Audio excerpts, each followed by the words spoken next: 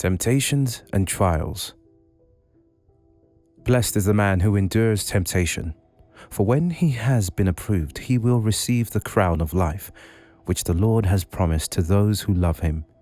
James chapter 1, verse 12.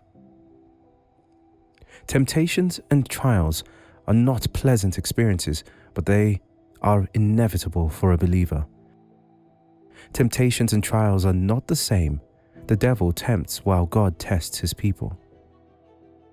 The aim of the devil's temptations is also different from the purpose of being tried by God. The devil tempts men to sin against God. The devil also tempts men so that he could prove to God that they never loved him in the first place. However, God tries his people to prove their love for him, to increase their faith, to show his glory, and establish to their feet firmly in the paths of righteousness. James chapter 1 verse 13 to 14. Let no man say when he is tempted, I am tempted of God, for God cannot be tempted with evil, neither tempteth he any man, but every man is tempted, when he is drawn away of his own lust and enticed. God will never tempt any man. The reason is that the purpose of temptation is to bring a man to a fallen state, so as to be ridiculed, and God will never at any point in time try to make men whom he had created in his image to fall. His tests are to establish your faith. James chapter 1 verse 2 to 4. My brethren, count it all joy when you fall into various trials, knowing that the testing of your faith produces patience.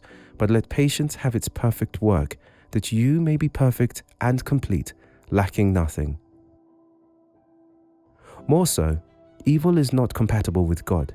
It is the devil that tempts. He tempts because he has fallen himself and would want all men to be as he is. No man should ever accuse God of being tempted by him. No man can tempt God with evil, neither will God tempt any man with evil. Temptations are the devil's instruments that make believers fall. However, believers should know that temptations are inevitable, for Jesus was tempted, and that temptation is not a sin in itself until it has been fallen into. Every temptation is an enticement or allurement to act against God's commands. It is when a man yields to this allurement that he becomes a victim of the devil. James chapter 1 verse 12. Blessed is the man who endures temptation, for when he has been approved, he will receive the crown of life, which the Lord has promised to those who love him. The devil usually seizes the opportunities we give him or the hard times of our lives to tempt and try us. Therefore, we must be careful not to leave any door open for the devil to come through. Before the devil could tempt our Lord Jesus Christ, he first looked for a good opportunity to do that. Jesus had just ended a 40-day and 40 nights of prayers and fasting. It was at such a crucial point that the devil came to him, at a time when the appetite of Jesus Christ for food was the highest. The method of the devil always remains the same, and if we are wise enough, we will discern all the enticements. Matthew chapter 4 verse 2 to 3. And when we had fasted 40 days and 40 nights, he was afterward a-hungered. And when the tempter came to him, he said, If thou be the Son of God, command that these stones be made bread. Believers need to be careful because the devil is cunning. Considering the mode of Jesus' temptation by the devil, we can deduce that the devil can use what we have and even what we crave to tempt us. The devil knew that Jesus was the Son of God, and he did not try to argue that out, but he would have Jesus to prove his sonship through a wrong medium, using his appetite to ensnare him. It was appropriate for Jesus to turn water to wine, but it would amount to self-glorification for him to turn stone to bread, just to prove a point that the devil already knew. For the 3 times that Jesus was tempted of the devil in the wilderness, he used the same approach of enticement, trying to lure him to do what was contrary to the will of God. Like Jesus, we all are tempted every day. The devil seeks opportunities to tempt us. When you are in need, the devil will entice you to help yourself through ungodly means. believers should learn to take their stand against the devil, even if it means suffering for a little while. Your spirit, your faith must be stronger than the flesh. Romans chapter 8 verse 8 to 9. So then, those who are in the flesh cannot please God, but you are not in the flesh but in the Spirit, if indeed the Spirit of God dwells in you. Now, if anyone does not have the Spirit of Christ, he is not his.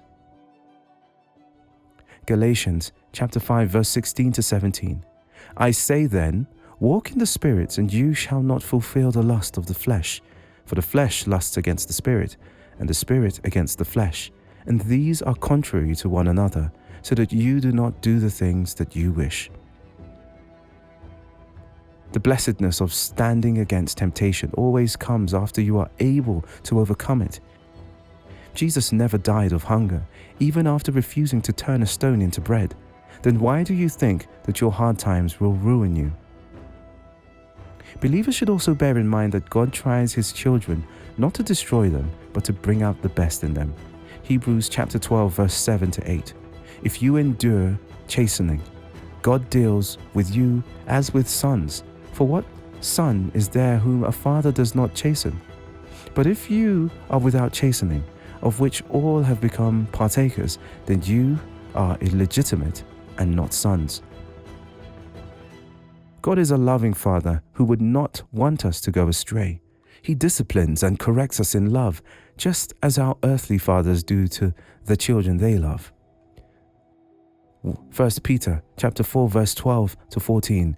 Beloved, do not think in strange concerning the fiery trial which is to try you, as though some strange thing happened to you, but rejoice to the extent that you partake of Christ's sufferings, that when his glory is revealed, you may also be glad with exceeding joy. If you are reproached for the name of Christ, blessed are you, for the Spirit of glory and of God rests upon you. On their part, he is blasphemed, but on your part, he is glorified. The purpose of trials is to build up the believers and to prove their love for God. Although it may not be a pleasant experience at first, however, it is for our utmost good. Hebrews chapter 12 verse 9 to 11. Furthermore, we have had human fathers who created us, and we paid them respect. Shall we not much more readily be in subjection to the Father of spirits and live? For they indeed for a few days chastened us, as seemed best to them, but he for our profit, that we may be partakers of his holiness. Now, no chastening seems to be joyful for the present, but painful. Nevertheless, afterward, it yields the peaceable fruit of righteousness to those who have been trained by it. 1 Peter chapter 1 verse 6 to 7. In this you greatly rejoice, though now for a little while, if need be, you have been grieved by various trials, that the genuineness of your faith, being much more precious than gold that perishes, though it is tested by fire, may be found to praise, honor, and glory at the revelation of Jesus Christ.